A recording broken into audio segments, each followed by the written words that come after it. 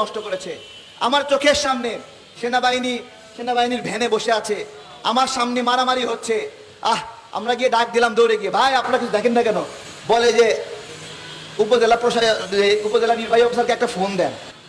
মানে কত বড় গর্ধব, কত বড় চাটুকার যে তার সামনে মারামারি হচ্ছে, বলে উপজেলা নির্বাহী কর্মকর্তাকে একটা ফোন দেন। পিলখানা হত্যা যখন ঘটলো, সেনাবাহিনীর ভাইদের উদ্দেশ্যে আমি বলি, পিলখানার ঘটনা যখন ঘটলো তখন বাংলাদেশের কত শতাংশ মানুষ কান্না করেছিল? কত শতাংশ?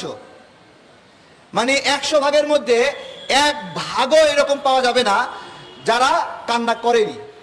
তবে 1 ভাগ পাওয়া যাবে কান্না করেনি যারা এই হত্যার সঙ্গে জড়িত ছিল। আপনাদেরকে বলি, পিলখানা হত্যাকাণ্ড কারা ঘটেছে? নিজেকে জিজ্ঞাসা করেন, পিলখানা হত্যাকাণ্ডের ফলে কারা লাভবান হয়েছে? পিলখানা হত্যার ঘটনায় যারা লাভবান হয়েছে তারা এই হত্যাকাণ্ড ঘটিয়েছে। এবার পিলখানা হত্যায় কারা লাভবান হয়েছে? সবচেয়ে বড় লাভবান হয়েছে আমাদের পার্শ্ববর্তী দেশ ভারত। যেহেতু পার্শ্ববর্তী দেশ ভারত লাভবান হয়েছে, তাই এটা দৃঢ়ভাবে বলা যায় যে পিলখানা হত্যাকাণ্ডে ভারতের স্পষ্ট ইন্ধন রয়েছে। এবং পিলখানা হত্যাকাণ্ডে একজন সৈনিকও যেন জীবিত বের হয়ে না আসে, সেই কাণ্ড ঘটিয়েছে কে?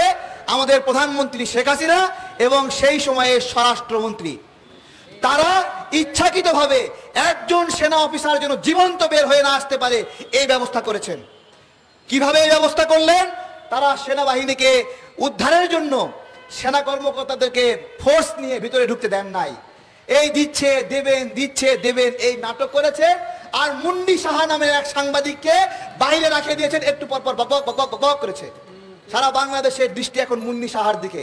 মুন্নি সাহা পিলখানা নিয়ে কি বলে? বাস্তবতা লুকিয়ে রেখেছে, সেনাবাহিনীকে ঢুকতে দিচ্ছে না। আমি মনে করি সঠিক সময়ে সেনাবাহিনীকে যদি তাদের সহযোগিতাদের উদ্ধার করার দায়িত্ব দেওয়া হতো, কমপক্ষে 20 থেকে 25 জন সেনা সদস্য আমরা জীবিত পেতাম।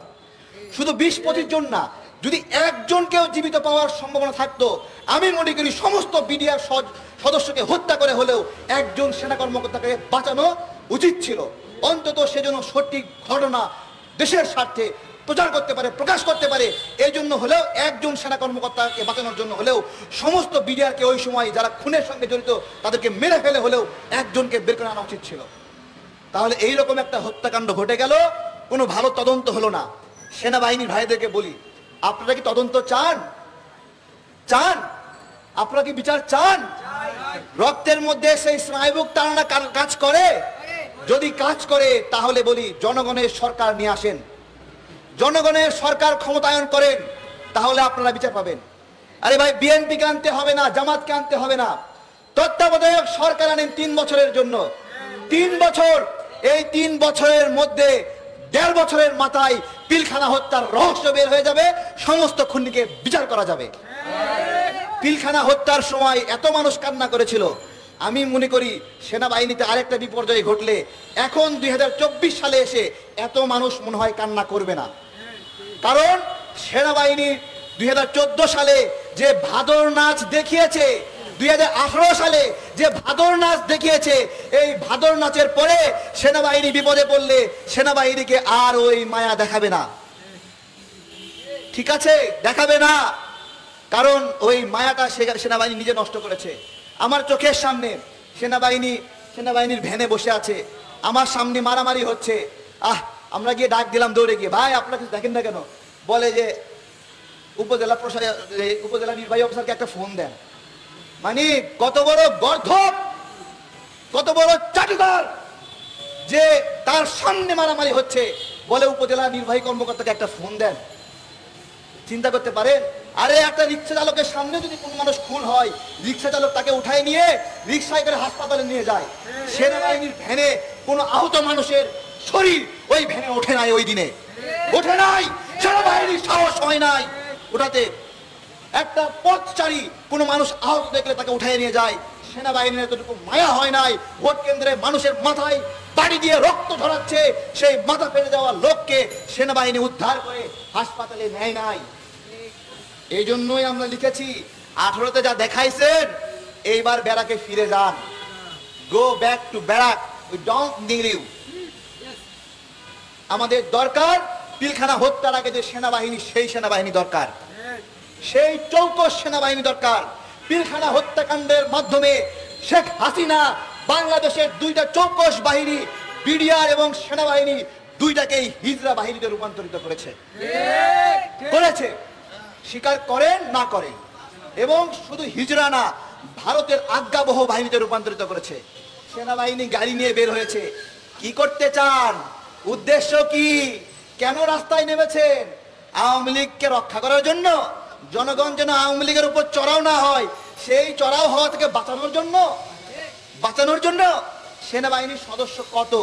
তা কি জনগণের চেয়েও বেশি? জনগণের চেয়েও শক্তিশালী? আরে 1971 সালে মুক্তিযোদ্ধারা যে যুদ্ধ করেছিল, জনগণের সহযোগিতা না থাকলে ওই যুদ্ধে সফল হইতো না। হ্যাঁ, জনগণ ভাত না রান্না করে খাওয়াইলে ওই মুক্তিযোদ্ধা জিতা লাগতো না। গৃহবধূরা মুক্তিযোদ্ধাদেরকে লুকায় না রাখলে সবাই মারা পড়তো। সুতরাং আপনারা ভাবছেন বন্ধু একটা লম্বা নিয়ে রাস্তায় নামে আমাদের ভয় দেখাবেন? ভালো করে মনে রাখেন, জনগণের চেয়ে ক্ষমতাশালী কেউ না। হয়তোবা এখনো অসহযোগ আন্দোলন ভালো করে পালন করছে না। এমন একটা অবস্থা হবে, আপনাদের চুল কেউ কাটবে না, আপনাদেরকে হোটেলে খাওয়াবে না, রিক্সায় চড়বে না, বাসে উঠাবে না, আপনাদেরকে দেখা মাত্র এড়িয়ে যাবে। এইরকম অবস্থা তৈরি হবে। জনগণের চেয়ে ক্ষমতাশালী কেউ না। বলবেন যে তাহলে জনগণ নামে না কেন? জনগণ নামবে। জনগণ দেখছে যে উপযুক্ত ঘটনা। যেমন আজকে আমি লিখছি 2018-তে দেখাইছেন এবার ব্যারাকে যান, এটা কি 3 মাস আগে আমি লিখছিলাম? না, লিখি না, এটা এখনই লিখার সময়। সুতরাং শেখ হাসিনার পতনের সময় কখন, এটাও জনগণ নির্ধারণ করবে, এবং সেই সময় কিভাবে পতন করবে সেইটা জনগণ নির্ধারণ করবে। তারা পাশায় লাঠি বাড়ি দেবে নাকি শ্রীলঙ্কার মতো জাঙ্গিয়া খুলে নেবে, এর তারা সিদ্ধান্ত নেবে কোন উপায়ে নেবে। তবে একটা উপায় জনগণ বের করবে। জনগণ 71-এ বের করেছে উপায়, জনগণ 52-তে বের করেছে, জনগণ 69-এ বের করেছে, জনগণ 90-এ করেছে, জনগণ 96-এ করেছে, 2001-এ করেছে, 2006-এ করেছে, 2014-তে ব্যর্থ হয়েছে, 18-তে ব্যর্থ হয়েছে। ইনশাআল্লাহ 2024-এ সফল হয়ে তারা বাড়ি ফিরবে। আমি এই মুহূর্তে আহ্বান জানাবো আজকে